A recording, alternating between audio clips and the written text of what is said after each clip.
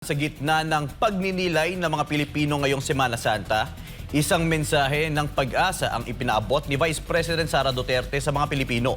Ang kanyang panawagan, manalig at magkaisa dahil sa kabila ng lahat ng pagsubok ay malalampasan aniya natin ang dilim. Narito ang balita ni Jason Rubrico.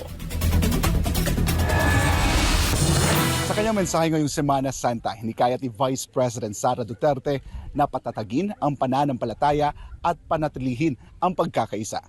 Sa gitna ng paggunita ng Semana Santa, nagpaabot ng mensahe si Vice President Sara Duterte. Hinikayat ni VP Sara ang taong bayan na magbalik loob, magkaisa at palalimin pa ang pananampalataya sa gitna ng mga pagsubok.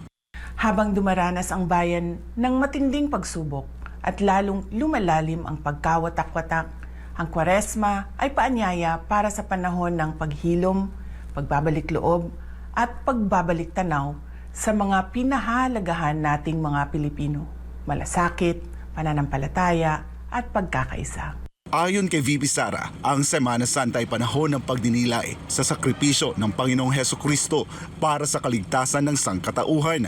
Aniya, sa mga panahong tayo ay pinanghihinaan ng loob, nawawala ng pag-asa at pinupuno ng galit, ang pagmamahal ng Panginoong Hesukristo ang dapat magsilbing gabay at lakas.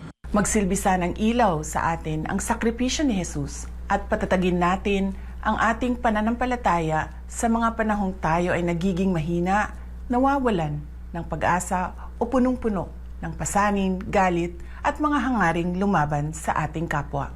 Binigyang din niya ang patuloy na hamon na kinakaharap ng bayan, ang lalong lumalalim na pagkakahati ng lipunan at ang matitinding krisis. Ngunit sa kabila nito, mensahe ng pag-asa ang kanyang iniwan.